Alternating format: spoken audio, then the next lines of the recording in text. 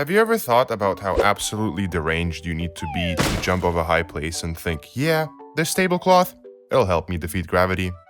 Anyways, here's a brief history of people yeeting themselves at Earth from high places and hoping for the best. And it starts with none other than Leonardo da Vinci, which really shouldn't be surprising. This dude was out here inventing sky safety in the 1400s while the average person was still dying from bread mold. But like most of his inventions, he didn't actually do anything. He just kinda drew it in a notebook next to like a wooden gun tank probably.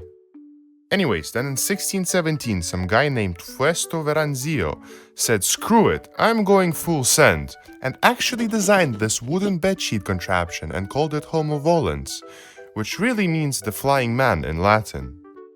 The thing was made out of wood and linen, and surprisingly, it actually strapped you in, so at least you don't have to worry about your fingers betraying you mid-air. You could go down hands-free like a professional. But considering it was made out of heavy-ass wood and off-brand toga cloth, the chances of you becoming a limited edition sidewalk smear was still extremely, high. Now, Fausto claimed that he jumped with it and survived. But, there's no proof. So we're just gonna file that under sources say, trust me bro, for now. It wasn't until 1797, nearly 2 centuries later, when André Jasquez Garnerin was the first guy to say, let's do this for real. Climb up a hot air balloon at 30,000 feet in the air, cut the rope, and just drop. The parachute worked. Kinda. It didn't have any vents, so the dude spun like a Beyblade in a blender the entire way down. But he landed, alive, dizzy, probably with a new religion. And hear me out. Considering Fausto, the first guy with the wooden design, made no mention of that, we can safely assume that he was lying. Crazy. His design was a rigid wooden frame, not a flexible parachute. It couldn't adapt to wind, it couldn't steer, and if it tilted even a little bit, he would just fall.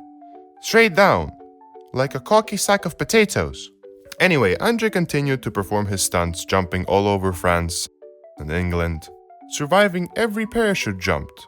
Now, Mother Nature didn't exactly intend for us to defy gravity like that, so in 1823, after watching André dodge death for 25 years, she decided to yeet a construction beam at him while he was building his next balloon.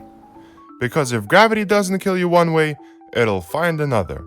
Now, the last person I want to mention is Francios Reichlet. He was an Austrian-born French tailor specializing in making fancy clothes in Paris. Now you, astute viewer, might be thinking, why are we talking about some guy who stitched capes for land dwellers in a parachute video? And that's because Francios decided he was going to reinvent the world of parachutes. Oh, okay.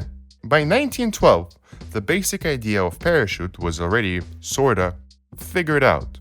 They had vents, they had canopies, people weren't spinning anymore. So Francios thought, hey, why not make a parachute that you can wear? Which wasn't inherently a bad idea. But most French tailors in 1912 didn't exactly have the strongest grip on math or physics. So his entire design was based on one principle. I think this will work.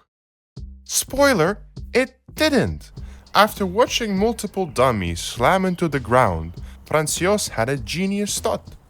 Maybe you need actual human limbs for it to work. Yeah, I think this just doesn't work. So he decided to test it on himself. But there was just one problem. The government said no. So he lied, showed up at the Eiffel Tower, climbed up the first balcony, which, by the way, isn't even that high, brought a crowd, reporters, cameras, the whole event. He was so confident that he literally told everyone it was just going to be a dummy test. Spoiler again, it wasn't. He put on the suit, climbed over the railing, and jumped.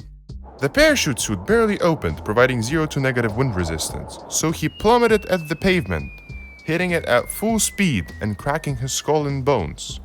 Here's a photo of him wearing the suit moments before making the worst decision of his life, and there's video footage on the internet of him jumping. marking it the first ever documented death from a parachuting attempt. So yeah, turns out trench coats are not an appropriate substitute for basic science. Anyways, thanks for watching. If you like this, maybe subscribe or something. I'm not your mom. I kind of look like a mom now.